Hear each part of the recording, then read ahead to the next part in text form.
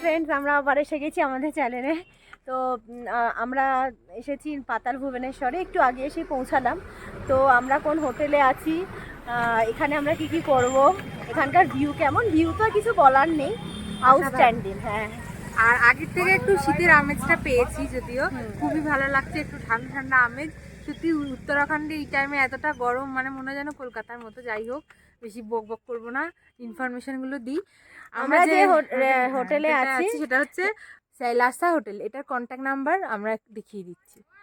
দেখতে পাচ্ছেন, এই হলো শৈলাসা রিসর্ট অ্যান্ড পাতাল ভুবনেশ্বর। কন্ট্যাক্ট নাম্বার এখানে আছে। তো হোটেলটা দেখাই, দারুণ ভিউ। এই আমরা উঠছি। প্রথমেই রয়েছে অনেক অনেক রকমের ফুল, কমলা লেবুর গাছ, নানান ধরনের করবি ফুল, নানান ধরনের গোলাপ, মোরগ ঝুঁটি, পাহাড়ি যত সব গাছ আছে, ছোট ছোট পাইন গাছও আছে। আর এটা হলো কমলা লেবু গাছ।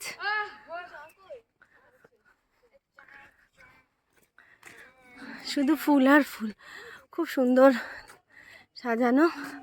আর এই যে দেখতে পাচ্ছেন আমাদের হোটেল,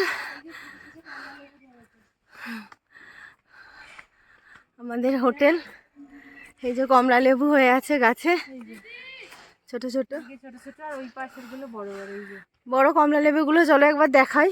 এই অফ সিজনে এসে যে কমলা লেবু পাবো গাছে, সেটা ভাবতে পারিনি। এই যে কমলা লেবু, ওদিকে একটা গাছে তো আরো ভর্তি আছে কমলা লেবু। এই হলো হোটেলের ঘর, আমরা যে ঘরটায় ছিলাম, এখন অগোছালো আছে। এখানে বেড রয়েছে, ডাবল বেডের, এখানে একটা সিঙ্গেল বেড রয়েছে। এই হলো বাথরুম,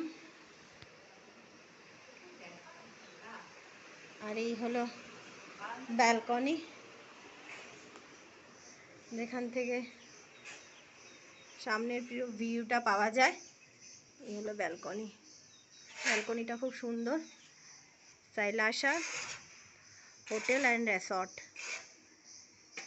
এই হলো আমাদের এই রুমটাতে আমরা আছি। আর এই আমাদের মাউন্টেন ফেসিং উইন্ডো, সামনে দেখতে পাচ্ছেন ছোট ছোট কটেজ করা রয়েছে, কটেজগুলোও অনেকে থাকে।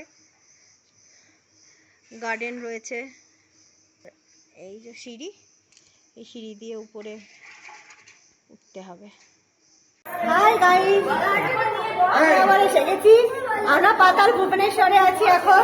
তো আজকে গৌরবের বার্থডে, তোমরা দেখতে পাচ্ছ এখানে আমাদের পুরো টিম হাজির আছে। গৌরবের বার্থডে উপলক্ষে আমরা আজকে কেক কাটবো। বাবা হাত দেখাচ্ছে, বাবুল হাত দেখাচ্ছে, বুম্বা, বিউটি, এদিকে অভি, গৌরব, কলি, সৃজিতা, সৌরভ একটু হাত দেখা, সৌরভও ফটো তুলছে।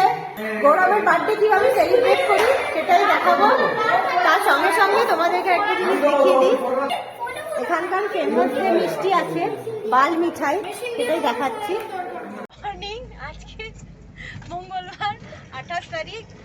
আজকে আমরা পাতাল ভুবনেশ্বরে ছিলাম, কালকে এসেছিলাম। আজকে আমরা যাচ্ছি পাতাল ভুবনেশ্বর মন্দিরটা দেখার জন্য, শিব ঠাকুরের মন্দির। সকালবেলা 7:30টার সময় আমরা মোটামুটি সবাই রেডি হয়ে বেরোনোর চেষ্টা করেছি, বেরিয়েও গেছি।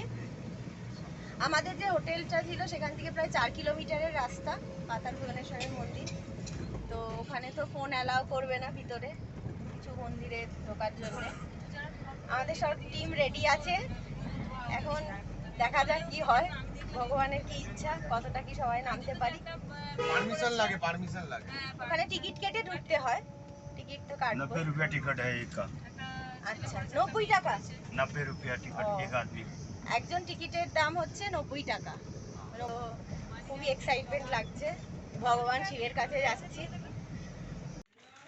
আমরা এসে গেছি পাতাল ভুবনেশ্বর মন্দিরের কাছাকাছি। গাড়ি আমাদের নামিয়ে দিয়েছে অনেকটাই আগে, এখান থেকে প্রায় 500 মিটার মতো হাঁটতে হবে সবাই বলছে।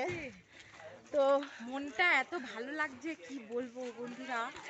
আমরা সারা রাস্তায় যে আমার সারা রাস্তা হনুমান চালিসা পাঠ করতে করতে এসেছি, যাতে আমাদের হনুমানজি শক্তি দেয়। মুখস্থ না থাকুক, অ্যাটলিস্ট কানে শুনলেও মনটা ভালো লাগে।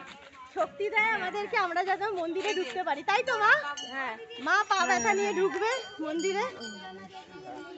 তো সবাই বলো ওম নমঃ শিবায়, জয় শিব শম্ভু, হর হর মহাদেব, হর হর মহাদেব। আমাদের টিম মেম্বারদেরও দেখিয়ে দিই। আমাদের টিম মেম্বাররা সবাই পাতাল ভুবনেশ্বর যাওয়ার রাস্তায় নেমে পড়েছে। মা বললো একটু দাঁড়াতে, হাত ধরে মায়ে নিয়ে যাচ্ছি। এই আপনারা দেখতে পাচ্ছেন। এই কি পাতাল আইডিয়া নেই, হ্যাঁ ফার্স্ট টাইম। হ্যাঁ, তো আমরাও যাচ্ছি। এখানে তো মোবাইল অ্যালাউ করে না, তাই মোবাইল এনেছি জমা রেখে আমি ভিতরে ঢুকবো। কোনো লেদারের জিনিসও অ্যালাউ করে না। অনেকটাই বেশ খাড়াই সিঁড়ি।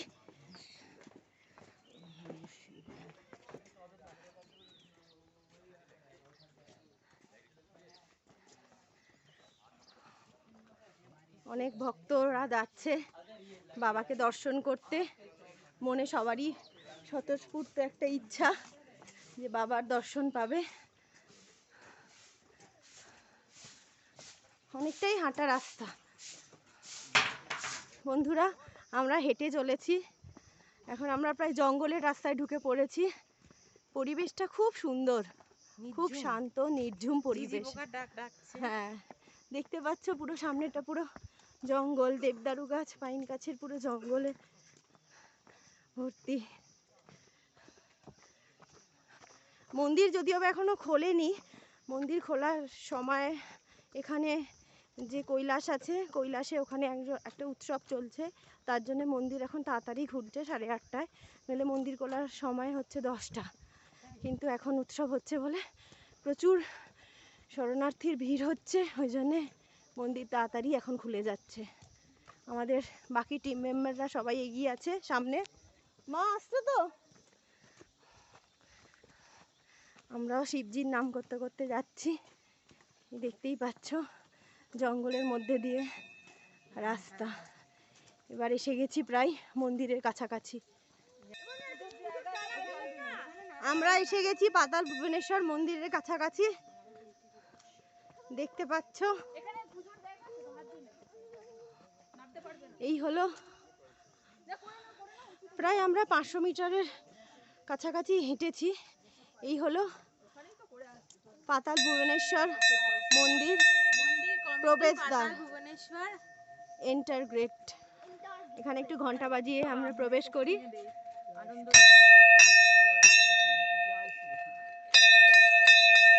আমরা ঢুকছি মন্দির চত্বরে।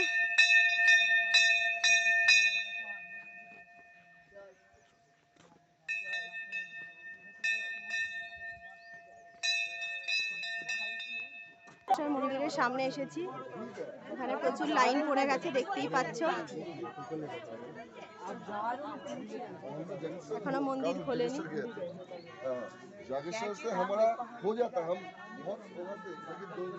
এই হলো মন্দিরের এন্ট্রি।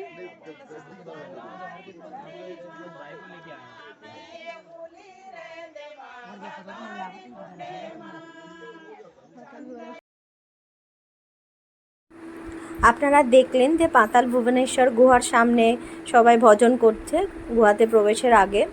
তো আমরা আমাদের ফোন, ক্যামেরা যা কিছু ছিল আমরা সব জমা রাখলাম, কারণ ওখানে ফোন অ্যালাউ করে না। তো কেউ যদি নিতে চায়, পারমিশন নিতে চায়, তাহলে দেরাদুন থেকে তাকে পারমিশন নিয়ে তারপরে সে প্রবেশ করতে পারে। তো আমাদের ছবি তোলার সুযোগ ছিল না, কিন্তু আমরা যখন ভিতরে প্রবেশ করলাম তখন ওখানে একজন পুরোহিত ছিল, পুরোহিত কাম গাইডও বলতে পারেন।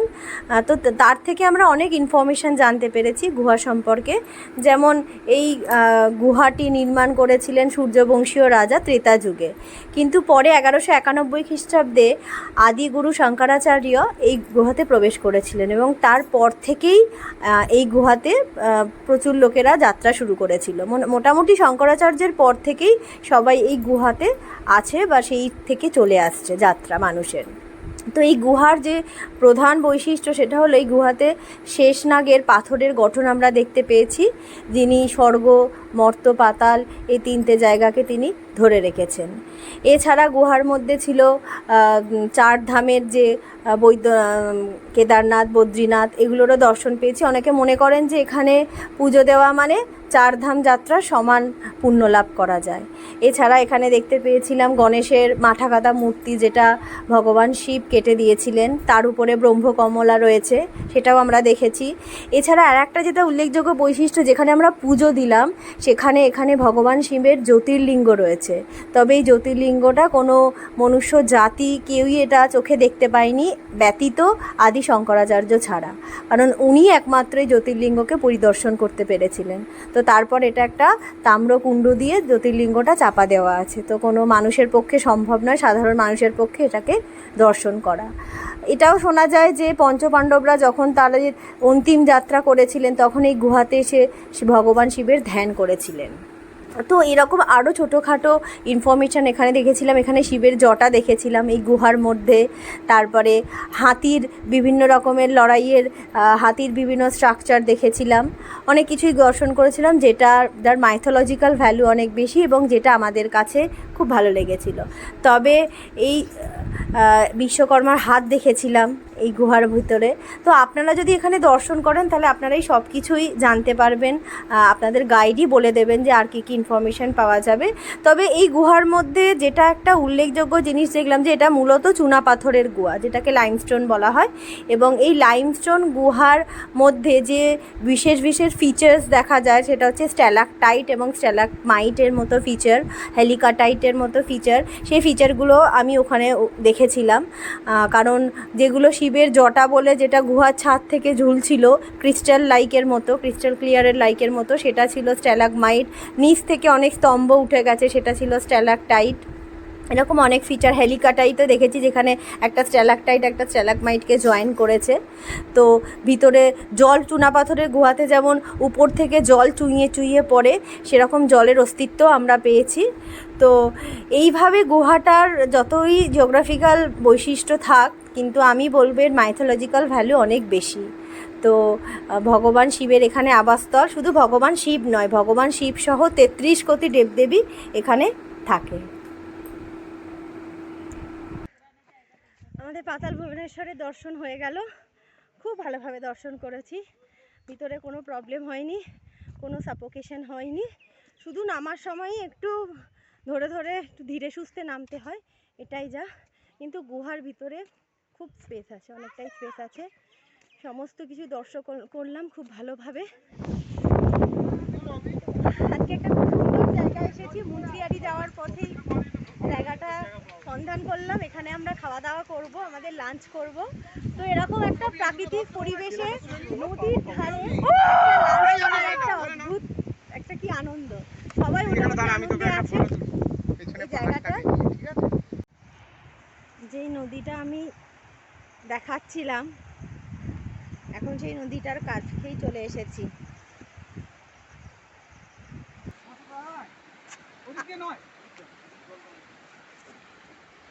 আমরা নদীর ধারে চলে এসেছি। এই দেখো কত রকমের গোল গোল পাথর নদী। আমরা পাতাল ভুবনেশ্বর মন্দির দর্শন করার পর রওনা দিলাম মুন্সিয়ারি। মুন্সিয়ারি যাওয়ার পথে রাস্তায় এরকম একটা সুন্দর প্রাকৃতিক দৃশ্য দেখে দাঁড়িয়ে গেলাম এবং লাঞ্চটা সেরে নিলাম। লাঞ্চ আমাদের প্রত্যেক দিনই ব্যবস্থা করে ট্রাভেল এজেন্সি। তো আমরা সবাই মিলে লাঞ্চ করে নিয়ে এই নদীর ধারে এসে একটু বসলাম, ছবি টবি তুললাম। খুব ভালো আমরা ভিজিট করলাম এই জায়গাটা, দারুণ একটা জায়গা। তো এরপর আমরা চলে গেলাম মুন্সিয়ারিতে যেতে আমাদের সন্ধে হয়ে গেল। সন্ধেবেলা যেহেতু তেমন কিছুই দেখার থাকে না, পাহাড়ে সবই প্রায় বন্ধ হয়ে যায়। তো তারপরের দিন আমরা গেলাম মুন্সিয়ারি থেকে চৌকড়ি, এর মাঝে পড়ল বৃদ্ধি ফলস। আমরা সবই আপনাদেরকে দেখাবো, সবই আপনাদেরকে ভিডিওর মাধ্যমে তুলে ধরবো। আপনারা সঙ্গে থাকুন এবং দেখতে থাকুন।